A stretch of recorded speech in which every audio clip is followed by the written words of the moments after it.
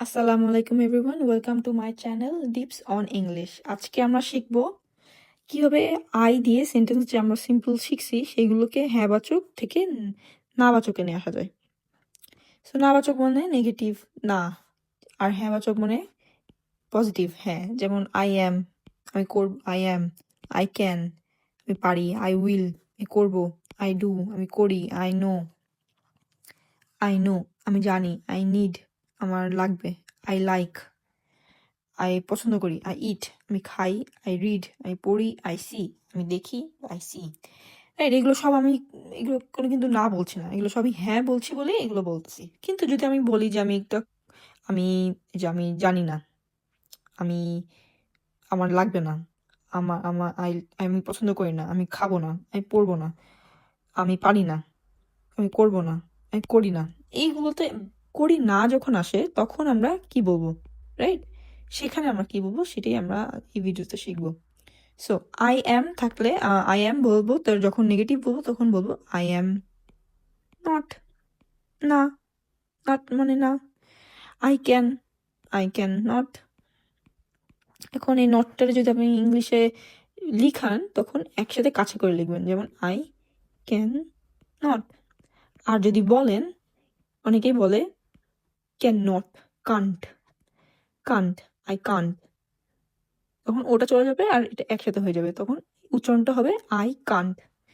I can't রে উচ্চারণে বলে আই কান্ট, আর লেখার সময় এটা লিখবেন ফর্মাল ভাবে, এটা লিখে, অনেকে এটাও লিখে কিন্তু এটা ফর্মাল, একসাথে লিখতে হয় I can not. I will, very easy, I will not. I do, I do not. I know, I know not.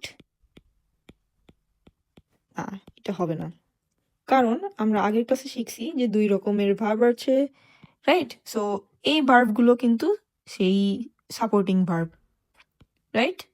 তো এই সাপোর্টিং ভার্বের কাছে শুধু নট দিলেই নেগেটিভ হয়ে যায়, কিন্তু যখন অরিজিনাল ভার্ব আসে, যেমন I know, I need, I like, eat, I read, I see, তখন হয়ে যাবে I do not no.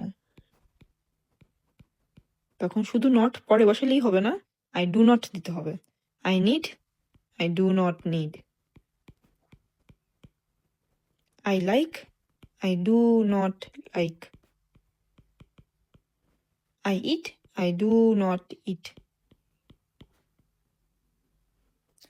I read, I do not read. I see, I do not see.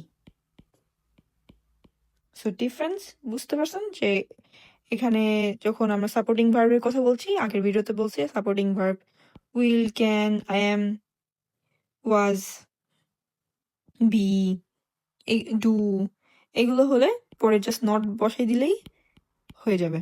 কিন্তু যখন ডিরেক্ট ভার্ব বোঝাচ্ছে, যেমন no মানে জানা, নিড মানে লাগবে, লাইক মানে পছন্দ করা, ইট মানে খাওয়া, রিড মানে পড়া, সি মানে দেখা, ফিল মানে অনুভব করা, সেই সব জায়গায় হবে, এগুলোর আগে নট বসালে হবে না, এগুলোর হবে আগে বসাইতে হবে ডিরেক্ট ভার্বের যেগুলো সেগুলো বসাইতে হবে do not. I do not feel anything for you, thing for you, আমি তোমার জন্য কিছুই অনুভব করি না।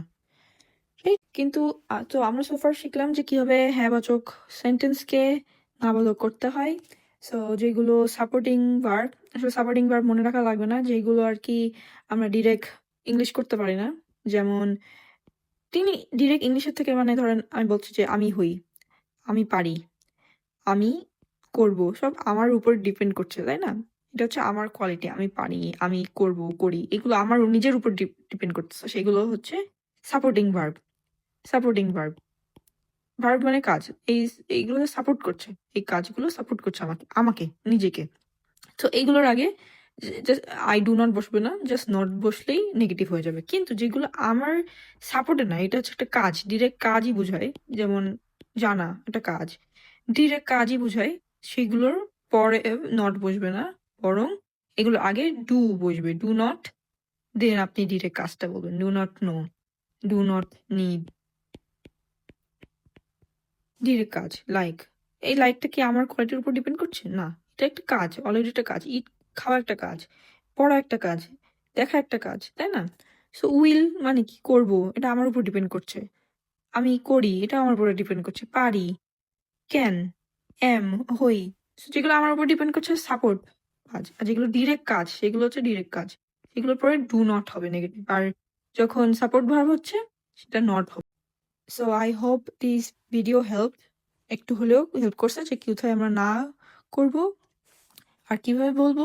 ইংলিশ একটু মাঝে মাঝে কনফিউজ লাগে, বাট প্র্যাকটিসের উপর করতে করতে দেখবেন পেরে যাচ্ছে। ফার্স্টে যখন বলবেন, আচ্ছা ভাববেন যে এটা কি আমার উপর ডিপেন্ড করছে নাকি এটা একটা কাজ, তখনই আপনি দেখবেন যে প্রথম প্রথম কিছুদিন সমস্যা হচ্ছে, পরে আস্তে আস্তে প্র্যাকটিসের মাধ্যমে ঠিক হয়ে যাচ্ছে। I am not, I can not, এগুলো প্র্যাকটিস, এগুলো মনে রাখতে একটু কঠিন। যত ইউজ করবেন তত পারবেন। সো আপনি প্রত্যেকদিন চেষ্টা করবেন যে এখন থেকে নেগেটিভ কিছু নিজেকে বললে সিম্পল ওয়ার্ডে বলবেন। I do not know, I do not need, I do not like, এগুলো রেগুলার ইউজ করবেন। আই ডু নট ইট, আর I am not, I can not, এগুলো রেগুলার ইউজ করবেন। দেখবেন যে আয়ত্তে চলে আসছে এবং আপনি নিজের থেকেই অটোমেটিক বুঝতে পারতেছেন যে কোথায় কোনটা বসাইতে হবে। Thank you.